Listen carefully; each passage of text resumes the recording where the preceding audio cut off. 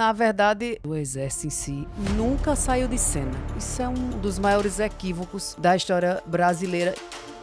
Na Guerra de Canudos, os soldados que combateram eram muito pobres. Foram obrigados a ir para lá. Ali foi uma luta de pobres contra pobres. É uma história que não acaba nunca. Olá, seja bem-vindo, seja bem-vinda ao podcast Direto ao Assunto. Eu me chamo Isabel de Castro Pinto, sou historiadora, estou aqui ao lado do meu parceiro de podcast. Fala, jornalista. Eu sou José Neumann Pinto, jornalista, e estamos aqui tendo a honra de receber mais um convidado no podcast Direto ao Assunto do canal José Neumann Pinto no YouTube. Bem-vindo seja e não saia daí porque a conversa vai ser espetacular. É ou não é verdade, Felipe Lotti?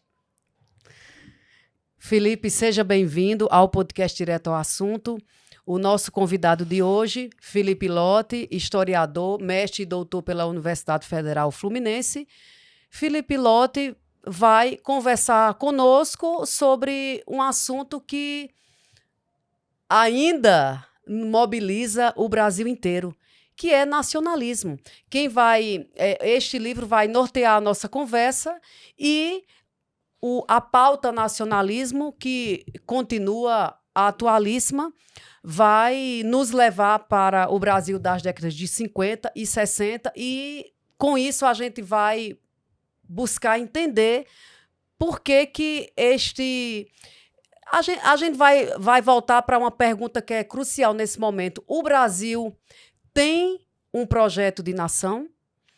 Felipe Lotti está aqui para nos responder a essas questões e o personagem principal da conversa de Felipe Lotti, que norteia esse livro, é Jacó Pinheiro Goldberg. A gente vai ter a oportunidade aqui de discutir um pouco sobre a importância deste personagem, como também do general Lotti, o Marechal Teixeira Lotti, que o Felipe também vai ter a oportunidade de conversar conosco. Seja bem-vindo mais uma vez, Felipe Lotti. A importância das revelações desse livro é grande. Jacó Pinheiro Goldberg é um gênio. O Lotti é um personagem que a história não corresponde à importância que ele tinha. Por quê? Porque o Marechal Henrique Dúfilis de Teixeira Lotti é um antigolpista, é contra-golpe. Ele fez um golpe para evitar que se fizesse um golpe de não dar posse ao presidente Juscelino Kubitschek de Oliveira, eleito pela maioria do povo brasileiro, porque não teve maioria absoluta, que não era prevista na Constituição, e, no entanto, a oposição derrotada que cobrava que a eleição tivesse tido maioria absoluta. Nós vamos conversar sobre esse livro que o historiador Felipe Lotti escreveu, lembrando o candidato, além do Jacó, que é o principal assunto, um dos seus personagens favoritos, que foi o candidato derrotado pelo Jânio Quadros na eleição presidencial e cuja importância histórica, inclusive, para a democracia brasileira, se perde através do tempo, mas você tem condições de entender e explicar por que é que isso aconteceu, por que é que não se fala tanto do bem como se fala do mal? Bom, muito obrigado pelo convite, um prazer estar aqui no podcast Direto ao Assunto. Olá, Isabel, olá, Neumann. São várias questões importantes para serem trabalhadas, né? Aqui no livro eu trato da vida desse senhor, né, Jacó Pinheiro Goldberg, que foi muitas coisas, está vivo ainda e foi exerceu muitas profissões, né?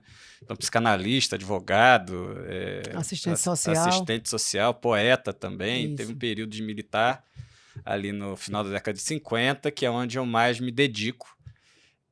E a partir da biografia dele eu vou trabalhando ali essas questões políticas, sociais, culturais ali desse período da década de 1920, que é quando os pais dele chegaram ao Brasil, né, vieram da Polônia, até ali a década de 60, que é é a minha concentração de estudo, né?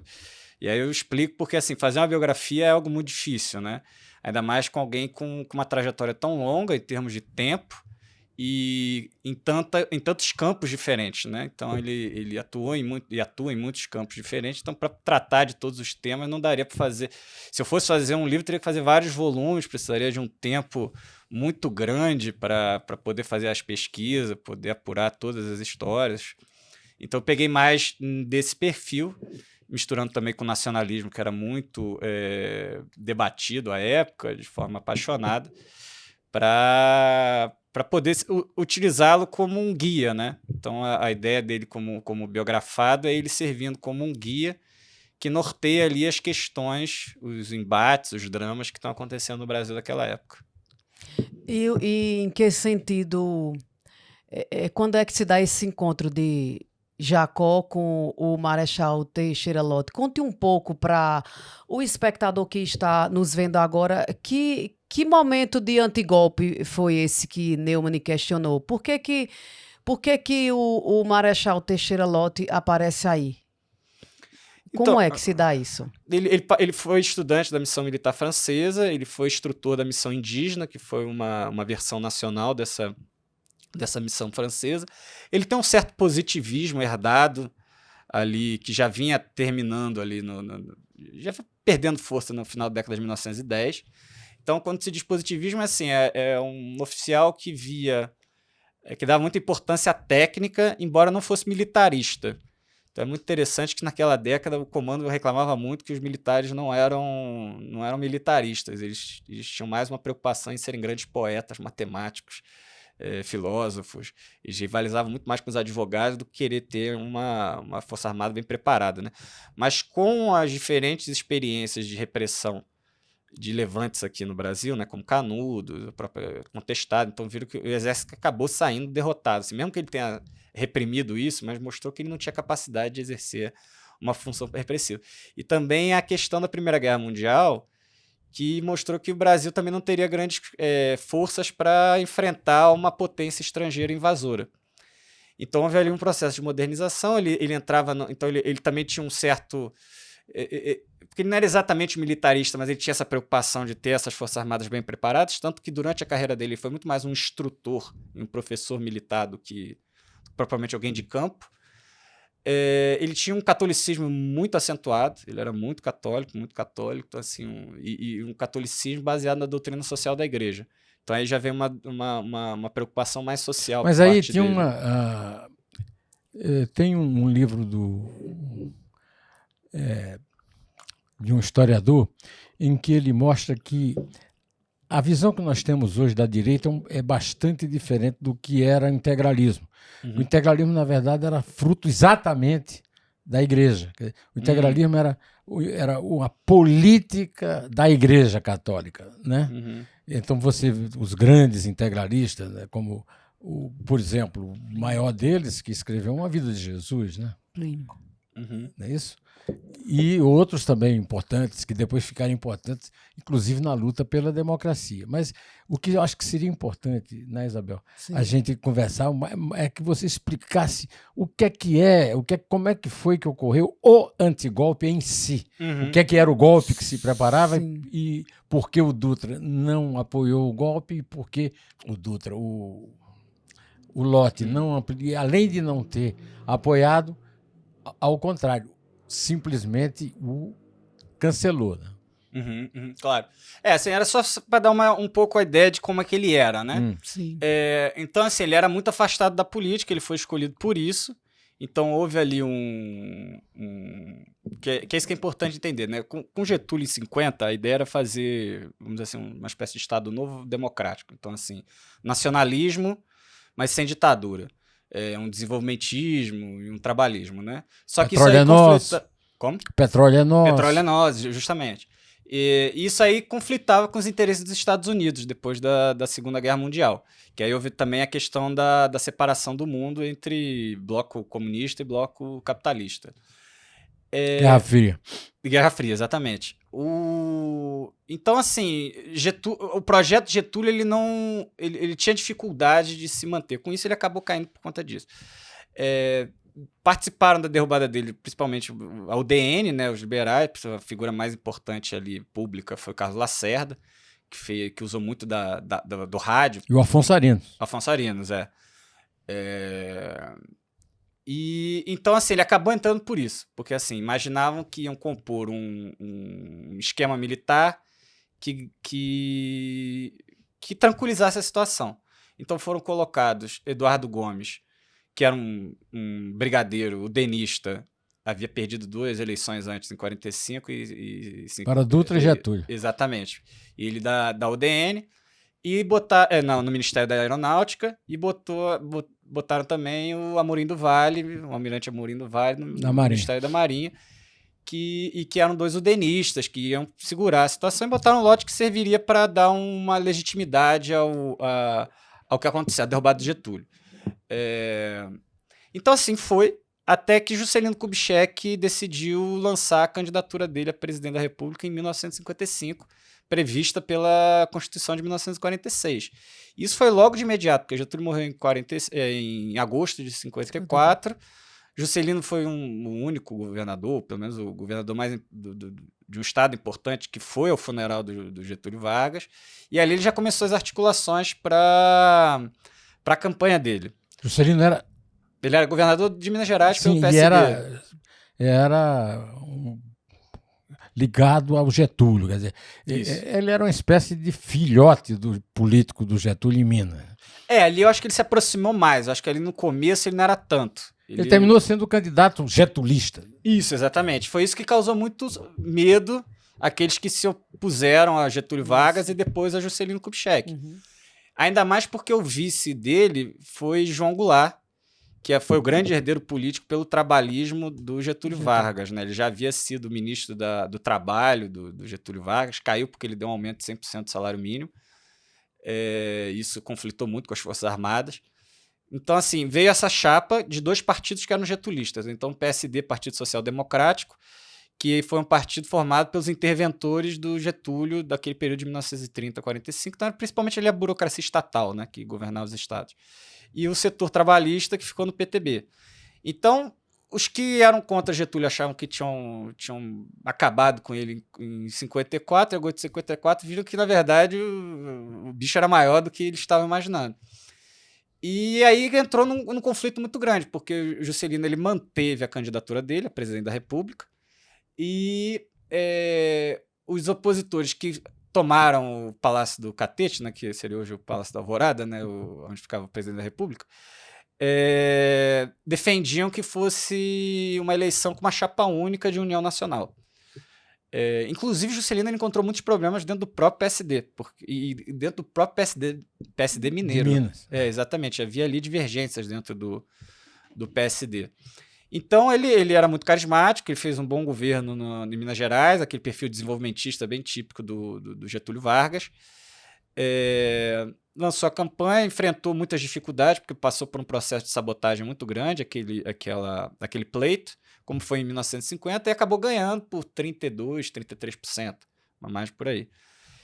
E ao vencer, esses opositores não aceitaram o resultado e passaram a apresentar alguns artifícios jurídicos, alguns casuísmos para impedir a posse dele. Então, primeiro foi esse que Neumann já mencionou, que foi a questão que Juscelino não obteve a maioria absoluta dos votos.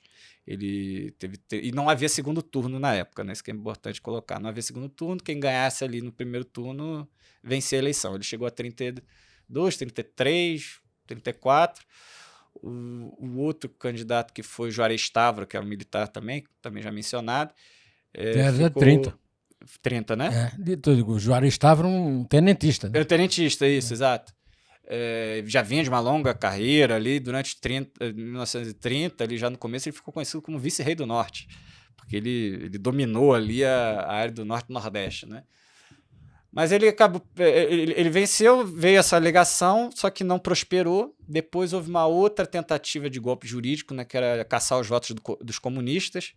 Então era uma forma... E isso porque o Partido Comunista ele foi legalizado em 46, mas em 47 ele já foi proscrito. Isso. Ele já foi banido do sistema partidário.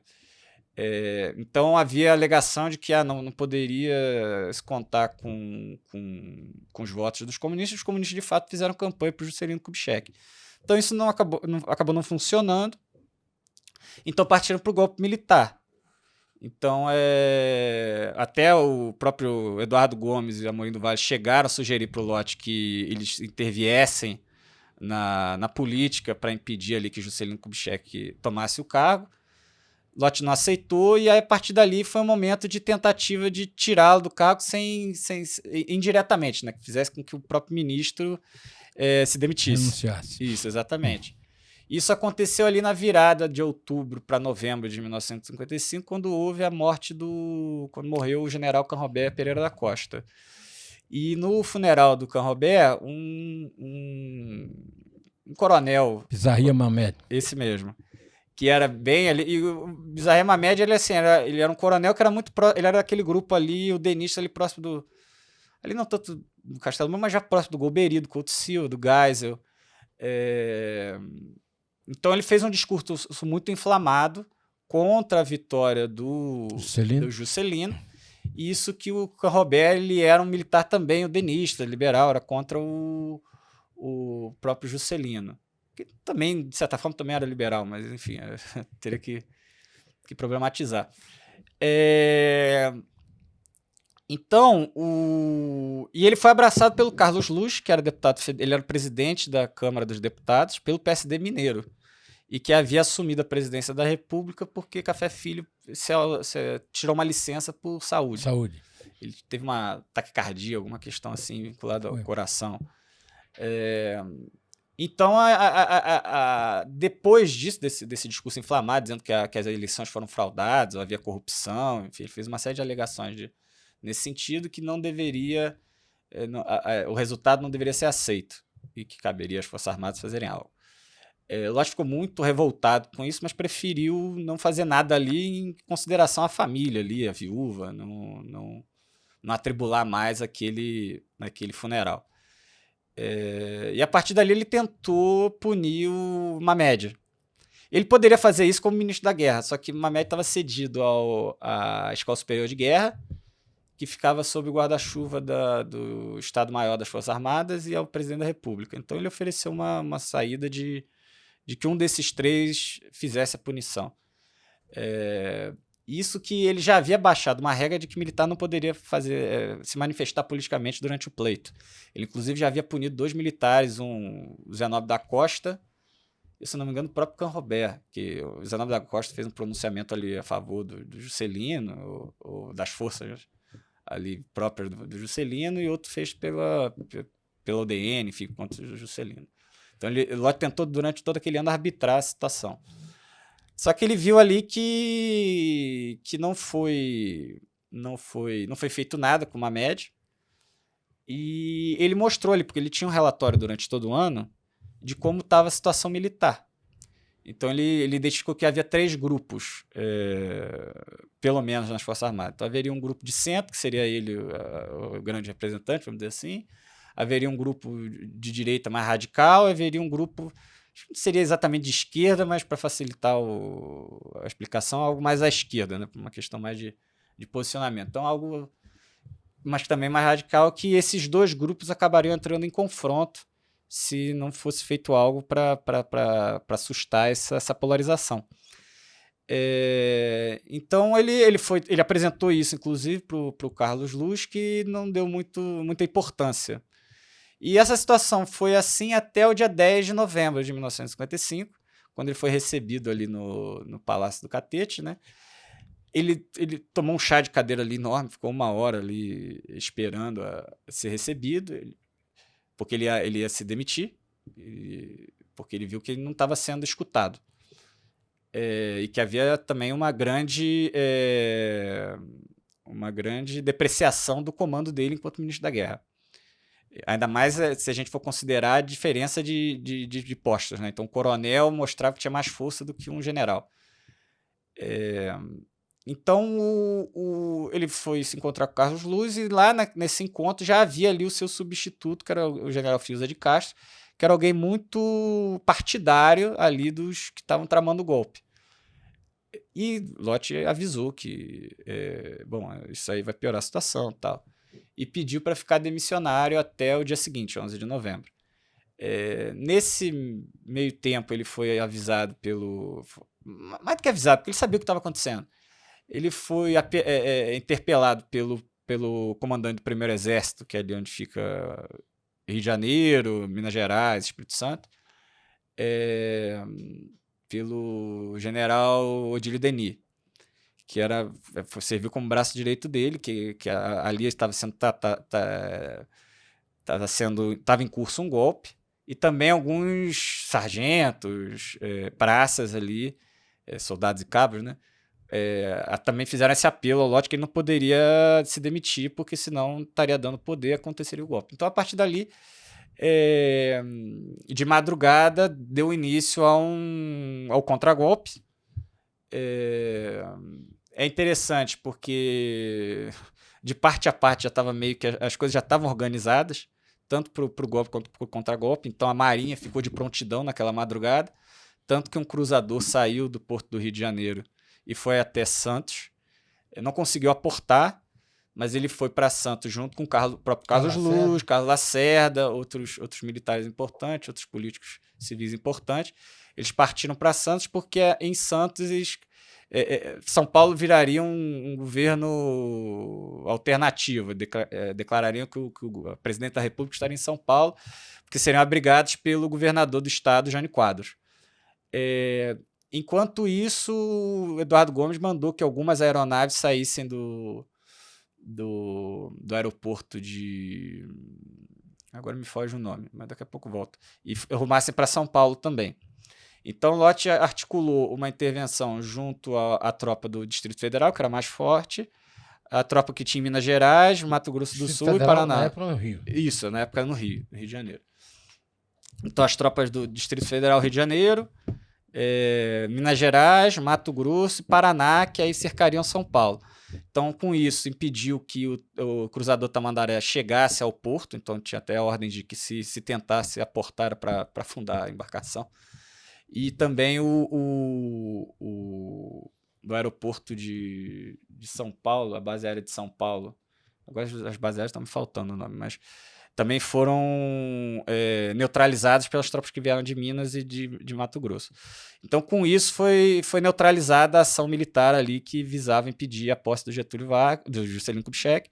E isso ficou até... e com isso, Lott convocou ali uma reunião junto com o presidente do Senado, Nereu Ramos, isso pelo PSD de Santa Catarina. O presidente da STF, José Linhares, e também o arcebispo do Rio de Janeiro, do Brasil.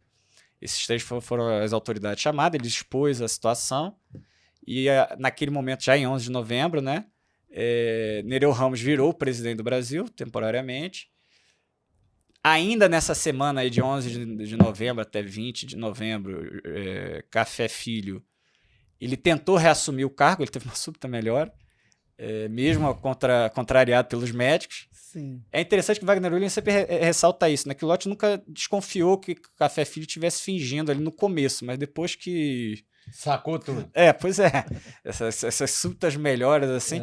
Inclusive, mandou um destacamento ali de tanque para ficar em frente à casa do Café Filho. Então, o Café Filho também foi impedido de retomar o cargo e assim ficou. O Brasil ficou assim sob estado de sítio até 31 de janeiro de 1956, quando o Juscelino Kubitschek e João Goulart assumiram, exatamente, tomaram posse de presidente e vice-presidente da República. E mesmo assim, no dia 10 de fevereiro, já houve uma nova tentativa de golpe por um pequeno grupo da aeronáutica que foram... Eu sempre confundo se Aragarças é de 56 ou Jacareacanga é de 59, mas houve pelo menos 2 tentativas de golpe protagonizadas pela aeronáutica, e que foram ali na região do Pará, né, e de Goiás. Acho que foram assustados pelo ministro da Guerra também, o próprio Lott, que foi mantido pelo Juscelino Kubitschek. Então, a partir daí, ele ganhou muita importância e virou um símbolo do nacionalismo, né? Então ele passou a ser muito admirado por tudo que ele fez naquela segunda metade, ao longo daquela segunda metade da década de 1950. O Felipe, o mais interessante dessa história é que pouquíssimas pessoas sabem dessa luta de JK para assumir, Uhum, né? Não, sim. isso vem muito pouco à tona quando a gente pensa a história brasileira e quando a gente analisa essa questão de um percurso cheio de golpes e contragolpes. Então, a sua presença aqui se dá justamente por isso, porque, quer dizer, você traz aqui uma pessoa que, quer dizer, quem deu o golpe, a gente é amplamente divulgado. Uhum, Né? uhum. Mas quem impediu um golpe, quer dizer, quem impediu a ascensão de um cara como Juscelino Kubitschek ao poder, isso ainda é muito pouco conhecido. E por que você acha que isso é importante? Em qual momento Jacó Pinheiro Goldberg aparece nessa história junto com o Teixeira Lott? Essa é uma questão que eu gostaria que você fechasse para o público que está nos vendo agora. Uhum. Então, é importante porque, assim, é curioso, porque eu sempre procuro ressaltar isso, porque o Lott ele era um oficial de direita, ele não era de esquerda. Ele tinha isso que eu falei, que ele tinha uma preocupação social por essa questão da doutrina social da igreja, mas isso não o fazia ser de esquerda. Ele acabou sendo absorvido pela esquerda por conta de posições nacionalistas que ele tomou. Inclusive... Ilegalistas, exatamente. Principalmente legalistas. Exatamente, manteve a integridade das instituições. E isso que, assim, ele poderia assumir o poder, pegar o poder para ele. Exato. Durante aquele período ali do contragolpe de 11 de novembro até 20 de novembro de 1955, ele foi interpelado para assim, não, já que você não vai dar força para esses que estão querendo dar golpe, dá você mesmo, fica você com o poder, E ele nunca, ele não tinha nenhum interesse. Ele não foi seduzido por isso? Não. Ao contrário dos colegas. Exatamente, isso que Todo mundo ali disputando poder e ele sem querer. E ele sem querer, ele nunca quis aquilo. Ele fala isso em muitas oportunidades, que assim, que o cargo de ministro da guerra é principalmente um cargo político, mais do que militar. E ele era um soldado, ele se via como um soldado. Então, para ele era desgastante, ele não gostava. Então, até do anedotário, né? Que ele foi adido militar em Washington. E ele não, porque também é um cargo que também tem muito de política, né? Ele não gostava de participar, porque tinha muito aqueles convescotes e participar de... E aí ele tinha uma técnica que ele pegava uma taça de champanhe e ficava segurando aquela taça de champanhe cheia a noite inteira. Porque ele não queria... primeiro que ele não era de beber, segundo que ele não queria participar do que é a política. Confabulações. Né? Exatamente. Um homem raro, viu? Pois o Brasil de hoje precisa conhecer esse homem raro. Pois é. E assim, ele teve muitas oportunidades. Não foi só em 55 que houve a oportunidade de repente ele pegar o poder para ele. Ele poderia ter feito isso em vários momentos. Em próprio 1956, quando houve a nova tentativa de golpe, ele pôde falar, não, realmente não tem condições, eu que assumo isso aqui. Em 59 poderia ter feito a mesma coisa. Quando ele perdeu a eleição presidencial em 1960, ele poderia falar, não aceito. Aí que ficou a imagem dele. Quando ele perde para o Jânio era um populista, a multidão se apaixonou pelo Jânio, e ele passou para a história. Quer dizer, hoje, o Lott é muito mais um personagem do humor na política do que um personagem da luta política. Né? Porque ele não se interessou muito em construir marcar esse lugar, né? Exatamente, ele preferia não estar nesse lugar. Por que ela aceitou, então, ser candidato? Então, por que o Juscelino lançou esse? Então, são duas perguntas interessantes. Ele era o candidato do Juscelino? Era, mas não era, porque o Juscelino escolheu o Lott porque o Juscelino sabotou a eleição de 1960. Ele queria chegar em 65 para ser ele o candidato contra o Lacerda. Isso, exatamente. O Lacerda até ele sacou que a jogada do Juscelino E aí ele não veio para presidente em 1960, porque o que o Juscelino queria fazer era o seguinte, ele queria transmitir o custo do governo dele, que ele fez um governo desenvolvimentista, ele produziu muita coisa, mas ao mesmo tempo ele deixou um custo buraco muito no caixa. grande. É, exatamente. Então, aumento do custo de vida, inflação. Parecendo hoje. Hoje tem buraco no caixa também. Pois é. E aí o que acontece? Ele queria, como não tinha reeleição naquela época, então ele queria transferir o custo do governo para os adversários, para o UDN. Então ele veio com uma conversa assim, um sortilégio muito Cerca, interessante. Lourenço. Ele falou assim: é o rodízio de poder. Então, assim, o PSD já havia tido duas sua presidências. parte? O PTB teve com Getúlio em 50, o PSD com Dutra em 45 e ele em 55.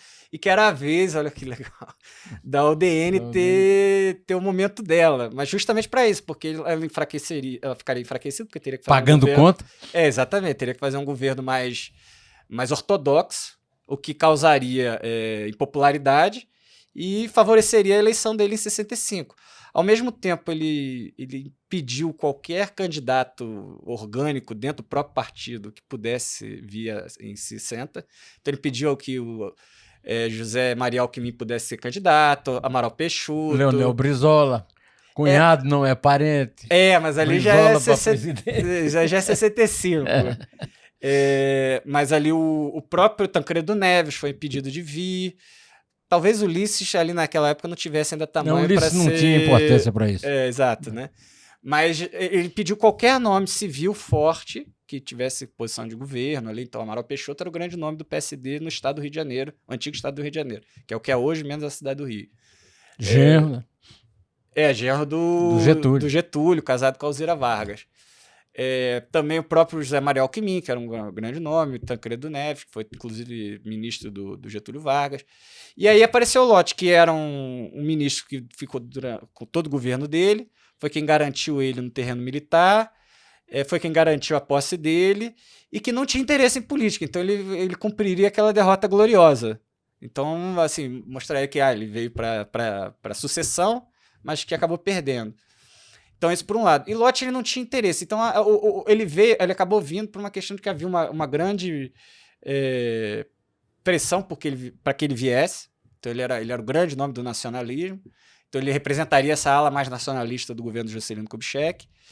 E tinha a questão do sacrifício pela pátria. A grande motivação dele era o sacrifício pela pátria. Só quando a situação estivesse muito ruim que ele se mobilizava a participar da política. Quando não havia isso, ou pelo menos quando ele não era incitado a participar da política, ele ficava no lugar dele. Ele era um homem muito caseiro, inclusive. Ele não era de sair muito reservado. Social, né? Não, ele era aquele cara que gostava das plantas dele, de ir à igreja, da família. Ele não tinha nenhum tipo de pretensão política. Ele tinha uma ambição militar muito grande, porque ele sempre quis ser o militar mais preparado, primeiro lugar em todos os cursos que fez, chegar ao posto que chegou de marechal. Então ele tinha, assim, em termos profissionais, ele tinha uma ambição muito grande. Agora, em termos políticos, ele achava aquilo ali muito... Ele não gostava.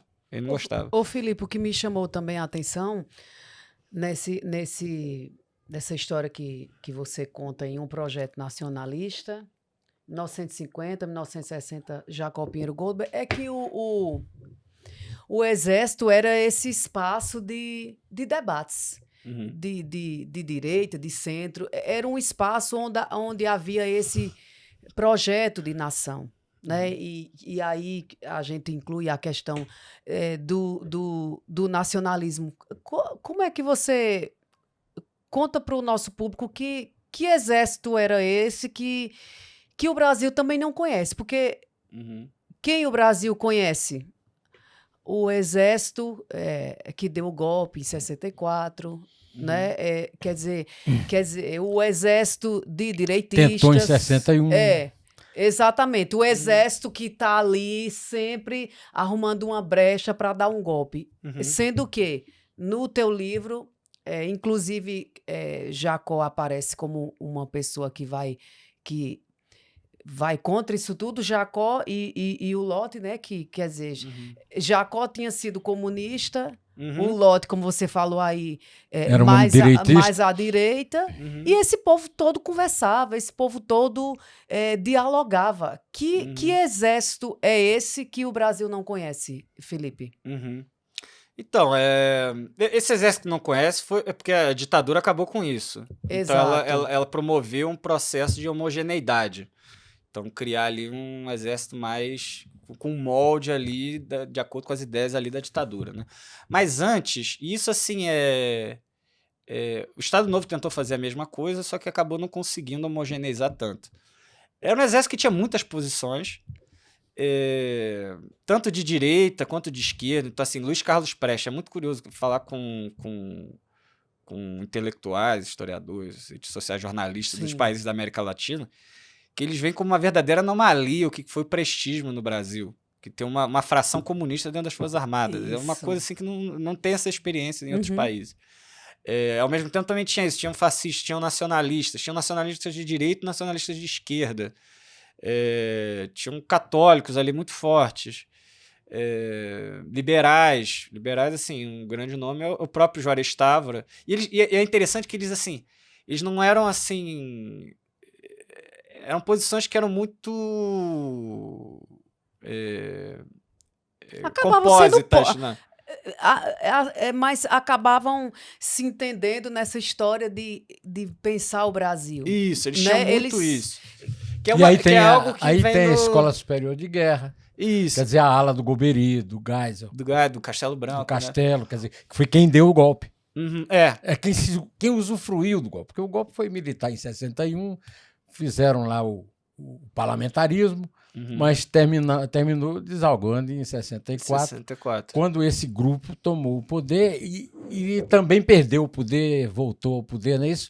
O grupo, nem sempre eles mandaram. Exatamente. Nem sempre eles foram assim, tiveram a hegemonia dentro das Forças Armadas. É interessante que isso aí começa muito na que hoje é chamada de Primeira República, né? Que é ali de 1889 até 1930.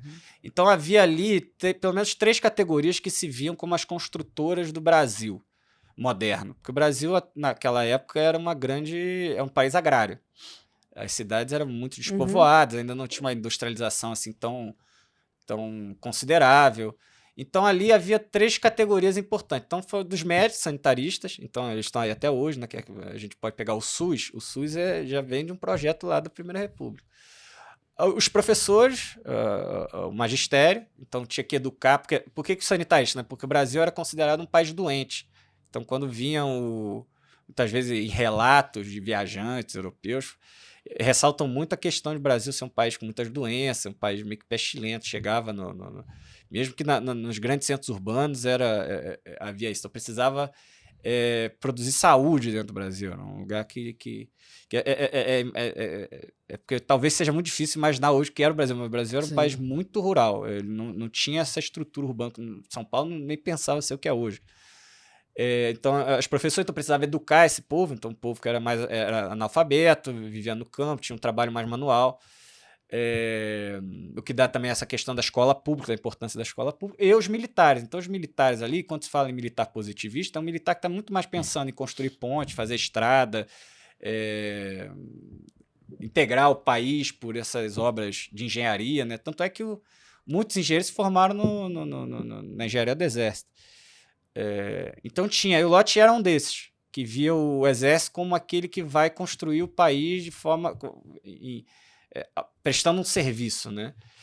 O Jacob Goldberg, ele entra nisso porque ele foi fazer ele foi servir em Osasco, no CPOR, né? Que é ali um período... Aí entra em ação o general Zerbini. Exatamente, que o Zerbini era o comandante desse... Quer dizer, apesar de ter uma grande ligação com o Lott, que ele admira muito, a grande ligação do Jacó é o general Zerbini, irmão do cirurgião cardíaco. Isso, exatamente. Não cardíaco, do coração. E o Zerbini, ele é muito parecido com o Lott nesse sentido de ser um militar legalista, nacionalista, e também, assim, me parece que com esse viés católico da preocupação social. Então, ali em Osasco, foi instalado um programa de serviço social do Exército, que foi levado a cabo pelo Jacob Pinheiro Goldberg, que fez uma graduação em serviço social na PUC de... Tenente. A volta do tenentismo. Porque o tenentismo é um projeto complexo. Maior. Exato. Ele fez assim, ele tinha uma preocupação muito grande com as praças, que são soldados e cabos, né? Sargento também. Então, quem que era esse soldado, esse sargento? Era que entrava? A rafa-meia, não a elite. Exatamente. E que eles não recebiam a atenção do alto comando militar. Então, muitas vezes eram militares que chegavam, que viviam de famílias muito desestruturadas, com problema de alcoolismo, problema de baixos salários ou desemprego, problema de uma formação educacional baixa ou mesmo inexistente. E ele foi, provavelmente, o Jacob Pinheiro foi o único, um dos poucos que olhou para isso de uma forma, a partir de um viés mais científico, vamos dizer assim, né? Porque ele foi para academia, foi estudar E social mesmo, né? Social, exatamente. Então, assim, não tinha uma questão porque... Como a gente vive muitas vezes num país muito conservador, né? Então acho que qualquer preocupação social é igual ao socialismo. Não tinha uma preocupação ali socialista, tinha uma preocupação social mesmo de melhorar a vida dessas pessoas. Isso. E o Lott tinha uma preocupação muito grande disso. Então, durante o Ministério da Guerra dele, ele estabilizou a vida dos sargentos, então, que foi desestruturada pelo Góes Monteiro em 30. Então, Góes Monteiro foi o grande comandante da Revolução de 30, mas com medo de que houvesse uma nova revolução, ele desestabilizou a carreira dos sargentos, que muitas vezes assim, eles passavam 10 anos servindo e não podiam mais fazer reengajamento. Então, eles tinham que voltar para a sociedade civil sem nenhuma adaptação para isso. Então, depois de 10 anos, como é que ele vai se integrar na sociedade que não tem muitas características militares? Exatamente. Como é que ele vai conseguir um emprego se ele viveu a vida toda como sargento? Tinha também dificuldade de casamento ali, que muitas vezes a corporação não reconhecia. Isso era principalmente forte na Marinha. Então tinha vários problemas aí, problemas de salário também. Então Lott ele fez isso do ponto de vista profissional e ao mesmo tempo ele reconheceu assim simbolicamente a importância desses militares, porque ele designou um dia da semana para receber sargentos, soldados, cabos, no gabinete dele de ministro da Guerra, no Palácio Duque de Caxias, no Rio de Janeiro. Então, por isso ele recebia muitas cartas de esposas de militares pedindo ajuda, muitas vezes até de cartas de pessoas que não eram militares, pedindo algum tipo de ajuda. É bom, talvez, a gente não esquecer, né, que o sargentismo, digamos assim, é muito responsável pelo golpe de 64. Quer dizer, foi muito uma reação da cúpula militar à organização política dos sargentos. Isso, exatamente. Porque ali nesse período do Lott acabou acontecendo isso, uma organização política dos sargentos que acabaram se articulando muito com sindicatos urbanos, com o movimento camponês que começava a ganhar força ali, com intelectuais, movimento estudantil, enfim, com vários movimentos populares ali que estavam em grande ebulição. E, ao mesmo tempo, havia também a ascensão do que era chamado generais do povo. Então, que eram generais que... Almirante Aragão. Isso, exatamente. O Almirante Aragão era um deles. Que eles não eram socialistas, comunistas, mas eles tinham um cuidado por essa demanda popular de melhorar a vida da população, que era muito difícil mesmo. Porque não havia ligação com era a Guerra Fria, mas não havia ligação com o Stalin, com o stalinismo. Não. Inclusive, assim, havia muitas rixas desse nacionalismo que tinha muitas brigas internas entre esse nacionalismo mais com uma preocupação mais social, muitas vezes com oficiais que eram comunistas ou que eram mais à esquerda, porque havia ali havia um anticomunismo. Exato. Um anticomunismo muito forte, né? O próprio Lott era anticomunista, mas ele via assim que dentro daquela conjuntura, diante das possibilidades de golpe, de ditadura, tinha que haver algum tipo de conciliação, mas assim, ele também não não ficava desprecavido, né? Então, no livro da Carla Carlone, que é historiadora, fez o doutorado dela sobre Lott, mestrado, doutorado, ela mostra como ele tinha ali um departamento, uma seção ali que monitorava as movimentações políticas dentro das Forças Armadas, inclusive a de oficiais comunistas, que não chegavam a ser muito numerosos, mas que tinham uma boa articulação com a parte comunista. E depois, né, de Prestes, aí o alerta. O alerta nunca mais saiu de cena. Exatamente, isso aí sempre foi... Ainda mais que o Prestes ele continuou muito ativo durante os anos 50, os anos 60. Ele foi eleito senador da República em 1947 por 3 estados, se não me engano. Foi Rio Grande do Sul, São Paulo, acho que Distrito Federal. Então, assim, ele tinha um prestígio gigantesco, né? Então, assim, era um ambiente de muito conflito. Então, o Jacó ele acabou fazendo isso. Ele fez junto do Zerbini, né? O Zerbini abrigou esse projeto. Na época, ele era coronel. E também com a ajuda ali do Cortez, que era professor ali de serviço social da PUC de São Paulo. Então havia alguma confluência ali entre católicos, militares, nacionalismo, uma preocupação social, que era melhorar a vida dessas praças. Tanto que depois da ditadura, assim, a vida das praças também foi dificultada, né? Porque as praças foram importantes, por exemplo, na campanha da legalidade. Os sargentos tiraram o ar dos pneus dos aviões ali para bombardear o Palácio Piratini em Porto Alegre, né? Então, assim, a própria Revolução de 30, depois na questão de 32, elas foram muito importantes ali nos embates, né? Então Aí o Getúlio se aproveitava e ficava lá só governando. Pois é, ele era bom de jogar um contra o outro. Na verdade, as Forças Armadas, o Exército em si, nunca saiu de cena. Nunca. Essa coisa Desde a proclamação da República. Nunca. Assim, até a antes. gente pega Até antes. Exato. A questão militar no Império. Militar. O Brasil ele interveio na Argentina e no Uruguai durante a década de 1850, por exemplo, que é pouco lembrado. O pessoal fica muito preso na Guerra do Paraguai, mas assim, o Brasil derrubou o presidente da Argentina, já interveio no Uruguai algumas vezes. Então, assim, os militares sempre têm uma importância grande, né?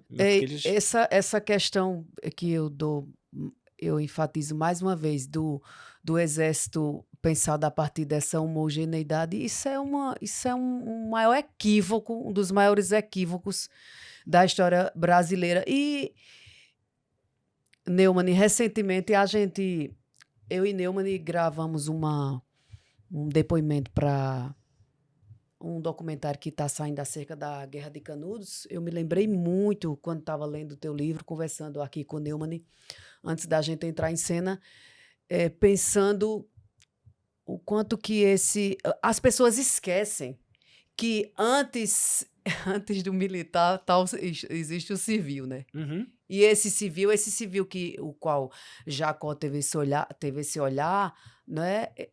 É o povo. Uhum. É a massa.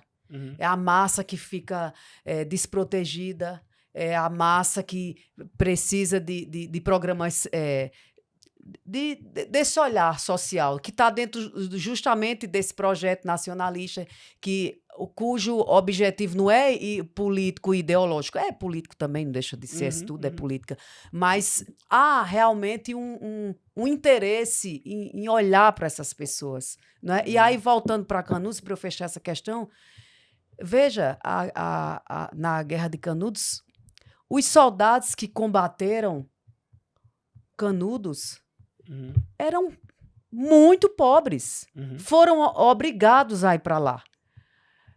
E como Neumann bem disse no depoimento dele, ali foi uma guerra, uma luta de pobres contra pobres. Os pobres de Canudos, do sertão da Bahia, e os pobres do exército que foram arregimentados, que foram obrigados a participar daquilo ali, né? Então, é uma história que não acaba nunca.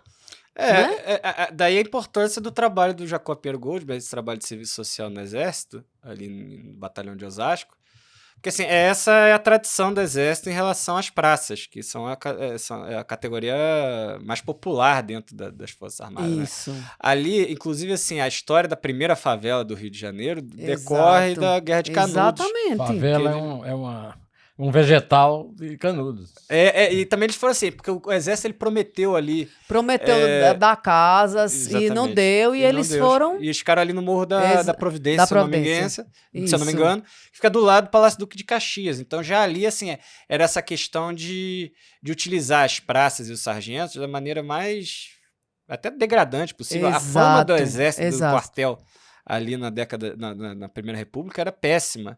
Eles tinham que fazer conscrição, pegar para servir, eram pegados à força, era quase que um sequestro. Isso ali, pegavam mesmo, no meio da rua. exatamente. No meio da rua.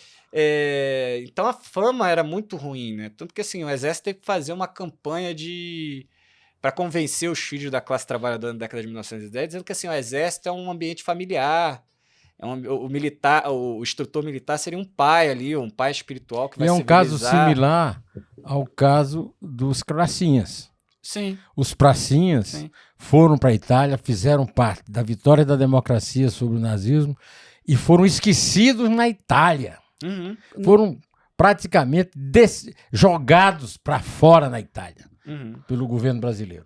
Então, Com medo ao voltar, esses pracinhas tomassem o poder. Praticamente em alto mar, Getúlio extinguiu a FEB e esse povo chegou aqui completamente desassistido, desprovido, né? Porque dizia-se que havia esse temor de Vargas, de repente, que esse pessoal tivesse condições de tomada de poder, sei lá o quê, né?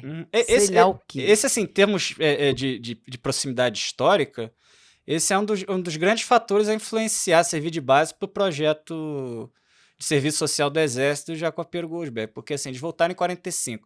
Nos Estados Unidos já houve um esforço para receber esses engajados na guerra, porque sabia que, na época, chamava neurose de guerra. Então é isso, o militar volta de um cenário de guerra para a sociedade civil, ele tem pesadelo, muitas vezes ele ataca as pessoas na rua, muitas vezes ele procura solução na... Isso, exatamente. Então, os Estados Unidos tiveram uma preocupação de ter um programa de recepção desses militares. No Brasil, houve um medo do Estado Novo de que ou os pracinhas fossem cooptados pelo Partido Comunista, e o Partido Comunista fez uma campanha muito forte para os pracinhas servirem ali, porque havia aquela questão da aliança, né? Então, Estados Unidos, França, Inglaterra e União Soviética. Então, tinham medo de que o pracinha virasse uma vanguarda do proletariado. Ao mesmo tempo, havia também um medo do pracinha ser contra ter sido, vamos dizer assim, influenciado pelo liberalismo ali dos aliados capitalistas. Isso, os americanos, franceses, ingleses. Então, assim, serem contra o Estado Novo, porque o Estado Novo seria um governo fascista. Então, promoveu uma política mais liberal. Só que os pracinhas chegaram e eles foram a favor de Getúlio Vargas, o que é o mais curioso. Mas, assim, durante a década de 50 toda, muitas notícias de jornais importantes como Última Hora, o Globo, davam notícias de problemas psicológicos de pracinhas. Então, esses problemas com álcool, problemas de violência doméstica, e eles não tinham nenhum amparo, porque simplesmente eles foram desengajados. Nenhum. Então, assim, volta e tá isso, tá feito. Vira, exatamente. Exatamente. Então já mostra essa diferença, essa preocupação. Mesma coisa de Canudos. Mesma coisa. Canudos. A história se repetiu um padrão impressionante. Aí, isso, impressionante. Exatamente. Porque esse medo de que, de repente, possa ser... E ainda mais quando o Prestes ganhou esse tamanho, né? Nos anos 30, né? Esse medo dos militares servirem como a vanguarda do proletariado, né? Então, até na passada da década de 50 e começo da década de 60, havia muito essa mobilização de dizer que o sargento, o soldado, o cabo, eles seriam um proletariado e o alto oficialato, o general, mas seria seria a burguesia lá, então teria que fazer uma luta de classe ali, que eles seriam a vanguarda dessa... Por isso que foram tão oprimidos, né? Sim. É inegável essa opressão. É o medo de que eles pudessem fazer uma adesão ideológica que não era interessante para quem mandava, né? E mesmo que fosse só assim, uma melhoria da condição de vida, que era o que o Lott pensava, que está no projeto do Jacó Pinheiro Goldberg, que assim, é como fazer com que todo esse sofrimento desse sargento, desse praça, que chegava no exército completamente desestruturado, que muitas vezes ia servir, recebia menos. Não tinha nem profissão, né? O cara não tinha nem ofício. Mas às vezes, mesmo não tendo, ele recebia mais fora do que dentro do quartel, então dava uns problemas, né? Principalmente ali que ele tinha o problema de desarranchamento, que era assim, tem um rancho, né, que é o nome ali para o almoço, né, para as refeições, e aí tem um custo se a praça e o sargento faz a refeição ali no quartel, né? E aí muitos falavam assim, não, pediam desarranchamento para poder almoçar em casa, para poupar aí o dinheiro, né? E muitos tinham essa dificuldade, porque às vezes o cara trabalhava como operário, trabalhava em qualquer outra função e recebia mais do que exato. Ou então, muitas vezes ele tinha assim, uma responsabilidade muito grande de ter que arcar com os problemas econômicos da família. Então, ele era muito cobrado por dar essa resposta. Enfim, vários problemas. E aí foi um momento de construir um projeto, né, de serviço social dentro do Exército. E esse projeto é interessante. Não por acaso, todos esses diálogos das mais variadas correntes acontecem justamente entre as décadas de 50 e 60, né? Sim. É interessante, né? Como há eu diria, Neumann e Felipe, um respiro democrático, né? Sim. Que permite esse tipo de debate, esse tipo de preocupação, que é onde é possível que se faça alguma coisa, né? Sim, que essas ideias saiam no papel e que elas, de alguma forma, aconteçam. Não é à toa que JK foi presidente justamente nessa época. A gente vê, né?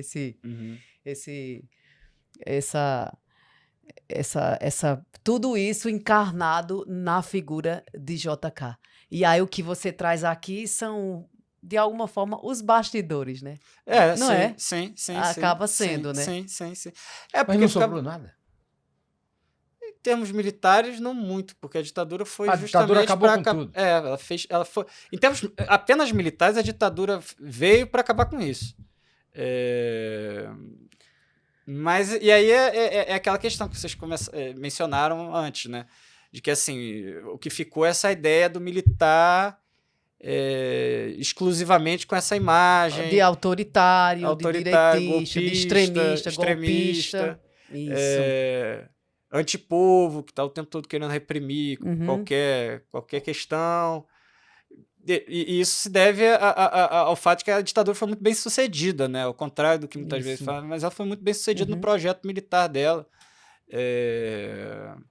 Mas assim, provavelmente, eu não sei como é hoje, mas provavelmente deve ter forças ou grupos divergentes, né? Porque nunca existe, em nenhum espaço tem uma consenso, né? Exatamente. Mas a impressão que a gente tem aqui existe, né? Até hoje. Pois a impressão é essa, né? Porque eles foram muito bem sucedidos. Igual que os anos 30 também houve essa tentativa, mas não conseguiu ser tão bem sucedido em acabar com essas posições divergentes que acabaram se expressando muito na década de 40, na segunda metade da década de 40, 50 e 60, né? Então e no momento que o mundo estava mais em disputa também, né? Esse teu olhar é interessante porque você consegue, assim,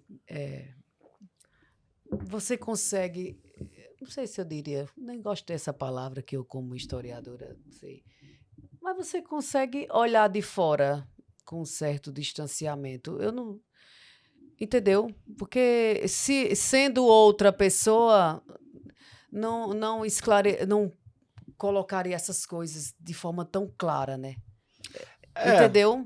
Porque eu não procuro tomar uma posição. Exato. Eu procuro mais esclarecer tudo isso que poder você entender a situação. Aí depois cada um escolhe o lado que quiser. Exato. Eu não estou muito preocupado em fazer um proselitismo. Exato.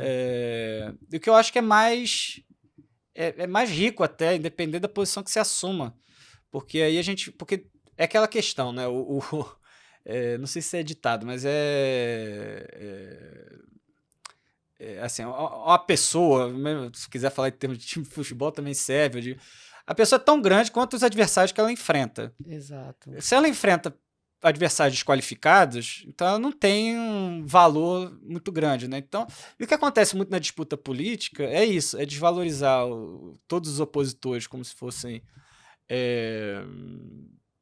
ou irracionais, ou fossem loucos, ou fossem figuras grosseiras, e colocar a própria posição como se fosse assim um único respiro, a única luz De disponível. civilização. De civilização e tal, né? E isso aí é muito empobrecedor até para a própria posição que se está defendendo.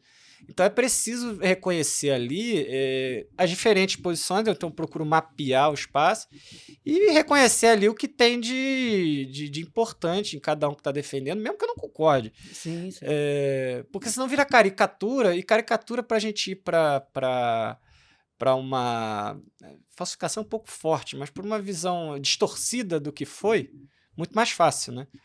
Então, tanto é que assim, eu coloco as posições do Juarez Távora, por exemplo, do Prestes, do próprio Jacopeiro Goldberg, cada um com várias posições diferentes. A gente pega o Prestes. Prestes era comunista, mas também na década de 50 ele foi para o nacionalismo, para o nacional desenvolvimentismo, flertou com isso, não era exatamente isso.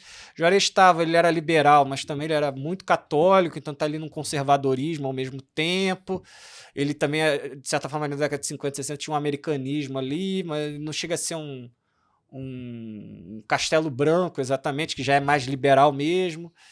E cada um ali com posições diferentes. Inclusive, me parece que, pelo menos ali, né, o debate talvez fosse mais...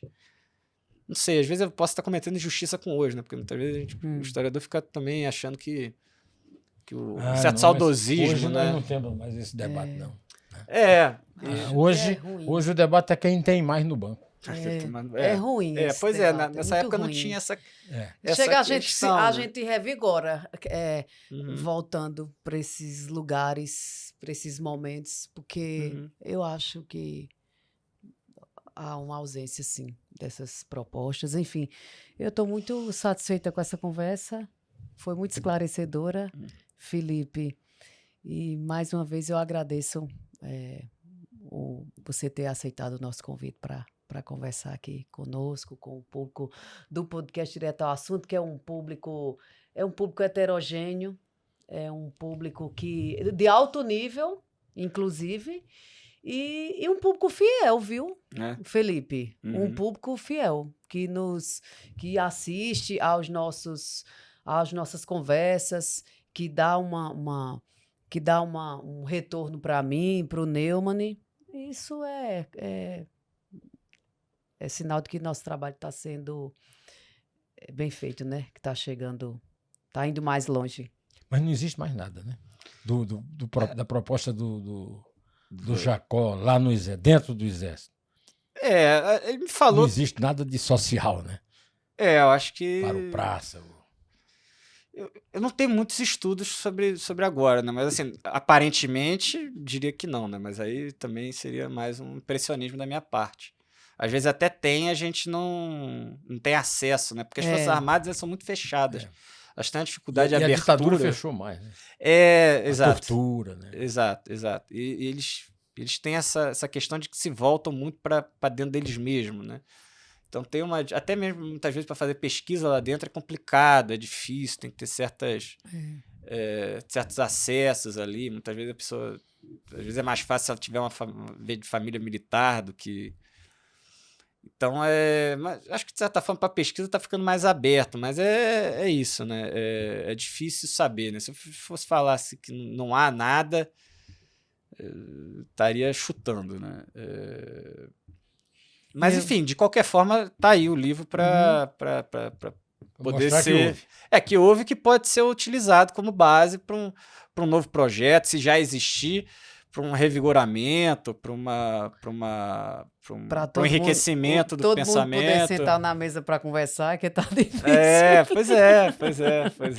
Tá bem difícil, né? A gente, quando volta lá pro Brasil de 30, que vê a ANL, como é? Os integralistas, os integralistas, né? E que se que se pegavam no meio da rua, por isso que não é à toa, mais uma vez, que a década de 50 foi o momento que isso foi possível, né? Sim, Por sim. todo mundo sentar para conversar, né? E era uma conversa tensa, né? Não quer, Tem, não é, porque às exato. vezes faz uma certa romantização de que como se a gente fosse mais tranquilo. tão diálogo, né? O diálogo é tenso. Confronto. Mas havia algum mas diálogo. Havia, Mas havia um confronto no diálogo. Tanto é que assim, a trajetória do Jacó, em termos, vamos dizer assim, partidário durante a década de 50 e 60, ela é muito sinuosa, porque ele teve na juventude, na juventude do Partido Comunista, aí ele teve no PSD do Juscelino, que é um partido mais de direito conservador, mas teve no PSB, que é Partido Socialista Brasileiro. Consequência que é do mais de Vargas. esquerda. Né? PSD é o partido do Vargas. É. Eram os interventores do Vargas.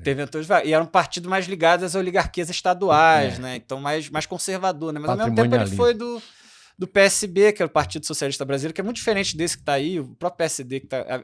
Hoje a gente tem siglas homônimas, né? Com o mesmo nome, mas que não tem exatamente o mesmo programa, né? Tudo de mentirinha. Não, como aliás era o nome. Social-democrata era tudo que o PSD não era. Pois é.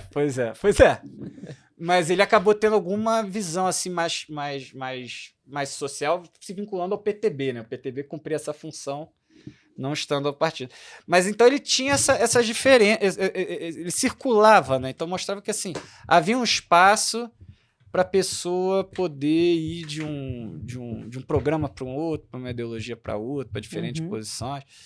Então é interessante isso, né? Porque muitas vezes a gente fica preso a certas posições muito antagônicas, como se não houvesse assim uma grande parcela da população que muitas vezes está mais experimentando as posições, exato. ou respondendo... Está mais experimentando, com certeza. Não ou respondendo emocionalmente ali, agora que isso aqui me engaja mais e briga com isso, mas depois muda.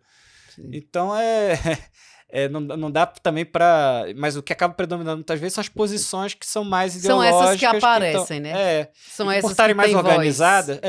Aí a gente tem a impressão de que todo mundo está nesse campo de batalha e é muito diferente disso que a gente pensa, né? E isso faz parte da política, né? Porque assim, quem tem uma posição mais hegemônica vai procurar consolidar essa hegemonia de modo que todo mundo ali do próprio campo ou de campos que estejam mais próximos sejam supostamente defensores daquilo, né? Então também está dentro do jogo, né? Neumann, a gente está se encaminhando para o final. Você quer... Eu quero agradecer a presença do Felipe aqui no nosso cantinho e comemorar a grande contribuição que ele trouxe. Sim, claro. No nosso debate e desejar que tudo continue ocorrendo bem com a carreira dele. Exatamente. Tá certo. Felipe. Muito obrigado pela sua presença. Foi muito bom recebê-lo aqui, muito esclarecedora essa conversa. E é isso aí. Você que nos vê até agora. Jacó está vivo. Jacó está vivíssimo. Vivíssimo. Vivíssimo. Jacó. Vivíssimo para ver essa entrevista. Para comemorar conosco essa conversa. Muito obrigado. Tchau. Até a próxima. Em té.